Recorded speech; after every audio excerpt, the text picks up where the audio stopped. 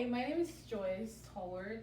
I am going to be doing my speech on social injustice among African Americans, specifically discrimination. I had close. I had note cards, but I couldn't find them, so I just have to do it straight from PowerPoint. So this is the first slide, which is just the title, basically, and then in the second slide, I basically define what social injustice is, which social injustice is a situation where unfair actions are being practiced, usually against the law. Examples include discrimination, sexism, and ageism. So basically an example would be if an example of sexism would be a male and a female working in a male dominant environment and a male only consider a female a housewife instead of equal compared to him. That's the example I would give. And then on my third slide, I basically talked about how the social injustice relate to discrimination. And by this, I describe what discrimination is, which is an unequal action towards a person with no legal reasons behind it. So basically, discrimination is based off of prejudice. So if you make a prejudgment on someone, you automatically discriminate them. Even if you don't think you are. If you already prejudge them, you are. Discrimination promotes unfair treatment of a person or particular group of people on the basis of prejudice and partially, which could lead to emotions such as hatred and frustration. So basically, discriminating against people can either have a negative reaction or a positive reaction, depending on how the person decides to handle it. For example, wage inequality sadly occurs with race and gender. This will be known as wage discrimination. So basically, a male doing the same job as a female but getting paid more because he's considered dominant and a female is considered non-dominant, basically.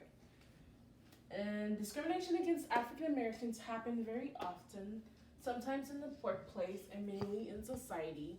So like the police shootings with all the current events that's going on, with the whole Trayvon Martin situation. Basically in the Trayvon Martin case, he was basically discriminated by a man who felt that he had authority over this kid because he prejudged him based on what he heard. And basically discrimination stems from prejudice, and prejudice leads to social injustice. That's where the whole social injustice comes in.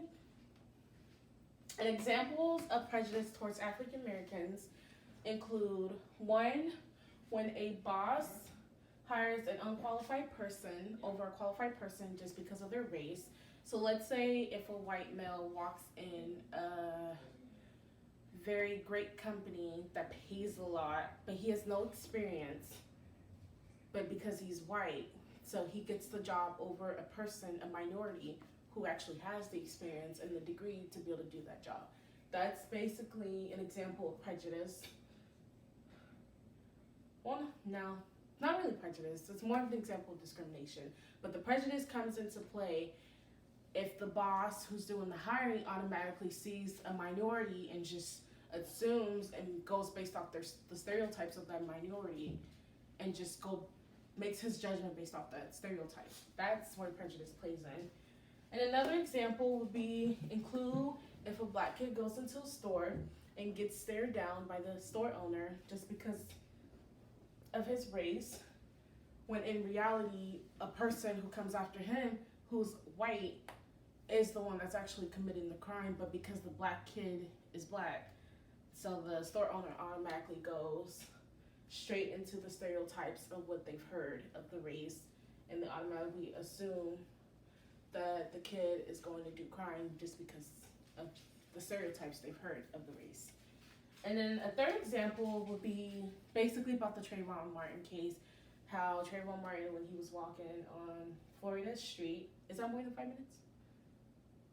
5 minutes from right now, 5 minutes. We're at 5 minutes now. Okay, cool, I'm almost done. So basically, when Trayvon Martin basically got shot by a guy named Zimmerman, who decided to shoot the kid because, based off what he heard, he was an off-duty officer, but because he heard on the radio that there was a kid with a hoodie walking around stealing cars, he automatically assumed that it was Trayvon Martin and ended up killing Trayvon Martin. And once they found out that it wasn't the kid, they had to twist the whole story in order to make him seem innocent, basically.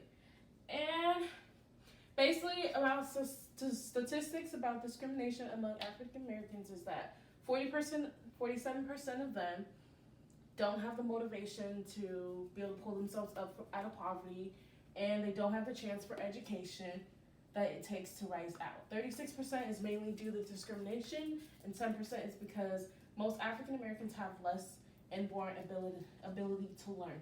Institutions and structures continue to perpetuate disparities, and policy change is the solution.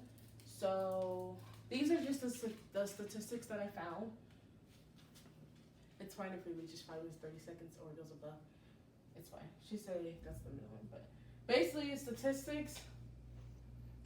These are just the statistics I found, but I'm pretty sure there's more statistics out there that relate to African Americans being discriminated by different races, mainly Caucasians. So that's just what I found, and I basically got this off of. I basically got the statistics off of NBC News and off of Opportunity Agenda. And more stats that I found on NBC News is that according to the Washington Post Kaiser Foundation and Harvard in 2006, white respondents tend to believe things are getting better for black men as a group, while black men tend to have mixed views on that stats. And the last thing is that 4 in 10 African Americans say they have been treated unfairly in a store or restaurant because of their race in the last month, compared to a quarter of Hispanics and only 7% of whites. So basically, out of all the minorities and out of all the races, African Americans tend to be the most targeted because they are the most undermining race. Oh, they aren't, but that's what people conclude, that they're the undermining race. And so they're just automatically put into the stereotype in this box. But this is the end of my speech. I thank you guys for watching, and I will see you guys next time on my speech. Bye, guys.